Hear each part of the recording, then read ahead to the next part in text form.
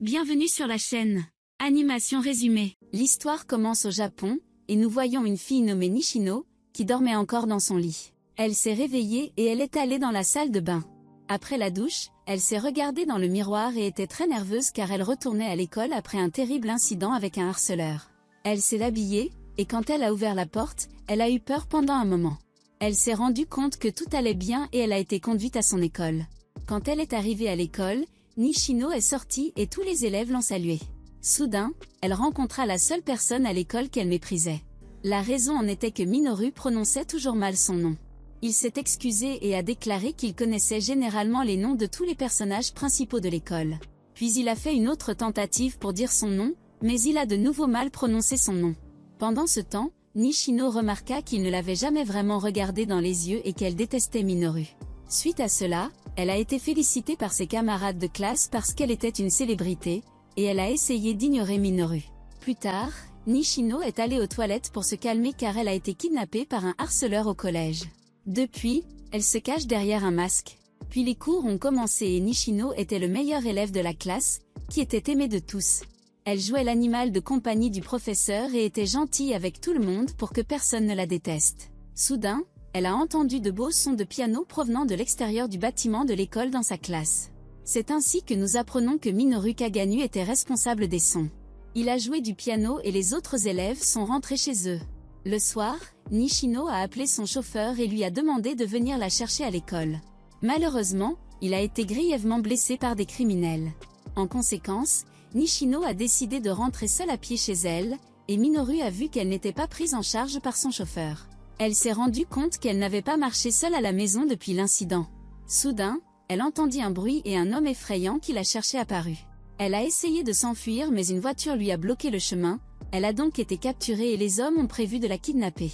Au dernier moment, elle a vu Minoru, et elle s'est évanouie. Quelques heures plus tard, elle se réveilla et se demanda où elle était. Les ravisseurs ont dit qu'elle devrait attendre que son père paie la rançon. Pendant ce temps, l'un des ravisseurs parlait trop, et ils ont commencé à se disputer entre eux. Puis nous voyons Minoru, et il était prêt à se battre contre les criminels. Pendant ce temps, l'un des ravisseurs a dit à Nishino qu'il aimait son corps. Il a dit qu'il ferait avec elle un bébé, et il a essayé de la forcer à prendre un savon. À ce moment-là, elle se souvint du jour où un harceleur l'avait kidnappée et avait fait des choses coquines avec son corps. Soudain, ils ont entendu un bruit sur le toit et le ravisseur a eu peur. Minoru est entré dans le bâtiment et il avait l'intention de punir les méchants. Il se présenta et s'appela lui-même « élégant tueur de voyous ». Le criminel a essayé de tirer sur Minoru avec son pistolet, mais il lui a jeté un couteau dessus. Ainsi, l'un des ravisseurs a été vaincu et son partenaire a été impressionné par l'élégant tueur de voyous. L'opposant a dit qu'il s'ennuyait depuis qu'il avait été renvoyé de l'armée. Puis Minoru a dit qu'il avait toujours voulu combattre un soldat et ils ont commencé à se battre. Le criminel a réussi à blesser Minoru et il a essayé de tuer Minoru. Au dernier moment, Minoru parassa son attaque, et il dit que les pinces sont plus utiles qu'un couteau. Il a expliqué à l'ancien soldat de l'armée qu'il pouvait utiliser son arme comme un tonfa. Soudain, son ennemi a changé son style de combat et il a dit que Minoru avait une faiblesse qu'il exploitait. Puis, Minoru s'est rendu compte qu'il ne pouvait plus jouer, et il a décidé de devenir sérieux. Il savait que les pinces avaient beaucoup de potentiel pour vaincre les ennemis, car il les utilisait pour tabasser de nombreux gangs de motards. Quand le criminel a découvert l'histoire, il s'est souvenu d'un gars qui chassait les gangs tous les soirs. Suite à cela, l'ex-soldat a couru chercher son pistolet, mais Minoru l'en a empêché, et il a montré à son adversaire le véritable potentiel d'un pied de biche. Il a vaincu ses ennemis et brisé tous leurs os jusqu'à ce qu'ils perdent connaissance. Après cela, il est allé voir Nishino et il a pris un couteau. Il l'a libérée et lui a dit d'être plus prudente sur le chemin du retour la prochaine fois. Soudain, il disparut, et Nishino se demanda où le héros masqué avait disparu. Plus tard, la police a été appelée et l'identité du mystérieux héros est restée cachée. Le lendemain matin, Nishino est allée à l'école et elle est de nouveau tombée sur Minoru. Il se souvint de son nom et elle fut surprise qu'il la regarda dans les yeux pour la première fois. Quelques jours plus tard, il a été annoncé que Minoru, lycéen, était décédé des suites d'un accident de camion. Nous avons ensuite appris que Minoru rêvait d'être un héros depuis qu'il était enfant. Il s'est rendu compte que son rêve d'enfance n'était pas une phase temporaire. Malheureusement, dans son monde, il y avait une limite à ce que les humains pouvaient faire. Il savait qu'il pouvait vaincre de nombreux soldats avec des arts martiaux, mais il savait qu'il n'avait jamais eu de chance contre une bombe nucléaire. En conséquence, Il désirait une puissance qui lui permettrait de dépasser la limite pour surpasser les bombes nucléaires. Ensuite, nous le voyons dans un autre monde, et il avait un groupe plein de filles qui le servaient. Ils attendaient tous son commandement et il était heureux d'avoir la chance d'avoir une nouvelle vie. Il a également reçu un pouvoir magique qui lui a permis de surmonter des limites impossibles. Il a donc commencé son histoire avec un pouvoir magique, et il s'est efforcé de mener une vie de héros, qui agit dans l'ombre comme le héros de DC Batman. En conséquence, il est devenu le héros le plus fort appelé Éminence de l'ombre. Puis nous voyons le jour où l'histoire de Shadow a commencé. Il a parlé à une jolie fille des méchants appelée le culte des diables. Elle a confirmé que l'organisation était dangereuse et ce jour-là, ils ont décidé de traquer les ennemis dans l'ombre. Suite à cela, nous voyons Minoru comme il s'est réincarné dans une nouvelle famille. Il renaissait dans un monde plein de magie et son nom était Shid. Il ne savait pas ce qui s'était passé, mais il a accepté son nouveau destin. Cependant, quelques années passèrent et Shid naquit dans une famille de chevaliers noirs. Tout le monde avait de grands espoirs pour l'héritière Kaganu, qui était sa grande sœur.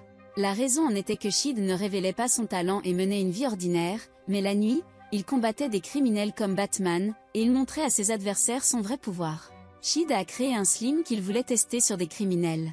Soudain, il s'est rendu compte qu'il avait tué tout le monde et il avait prévu de tester sa nouvelle arme sur le chef des bandits. Alors il a attaqué le chef des bandits qui ont essayé de le tuer. Puis il a laissé son ennemi le frapper, mais il n'a pas été blessé du tout et a tué son adversaire immédiatement. Suite à cela, son expérience était terminée et il a confisqué tout leur argent volé. Plus tard, il a entendu un bruit et a découvert un monstre visqueux dégoûtant.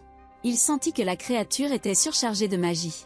Il a décidé de mener des expériences sur le monstre visqueux et l'a emmené avec lui. Dans les semaines qui ont suivi, Shid a joué avec le monstre visqueux, et il a libéré la magie. En conséquence, le monstre visqueux s'est transformé en une jolie fille. Il fut surpris par le résultat de son expérience et déposa la jeune fille par terre. Avant qu'elle ne se réveille, Shid avait prévu de faire sa première apparition en tant qu'éminence de l'ombre. Puis Shid a dit qu'il avait brisé sa malédiction, et elle est maintenant libre. Il lui a dit qu'une terrible malédiction avait été jetée sur elle et les descendants des autres héros. C'est ainsi que la fille elfe a découvert le démon vaincu, Diablo. Malheureusement, la fille a posé trop de questions, et Shid a inventé l'histoire du culte des diables. Il a ensuite déclaré que sa mission principale était de détruire le culte des diables. Il s'est présenté comme Shadow, qui traque les criminels dans l'ombre. Après, la fille a dit qu'elle avait tout perdu. Soudain, elle a dit qu'il trouverait les autres descendants de héros pour renforcer leur organisation. Suite à cela, Shid a décidé de nommer son organisation Shadow Garden, et il a nommé la fille Alpha. 3 ans plus tard, elle s'était entraînée avec sa grande sœur. Il a caché son vrai talent et il a pu vaincre sa sœur avec facilité. Mais il fit semblant d'être faible et tomba dans la rivière. De plus, il se plaignait que sa sœur était trop forte. Dans les jours qui ont suivi, Claire a été inscrite à l'Académie des Chevaliers Noirs de Midjar. Malheureusement, elle a été kidnappée et leurs parents s'inquiétaient pour elle. Ils ont commencé à se disputer, et la mère de Shid s'est fâchée et a ordonné à son mari de retrouver sa fille.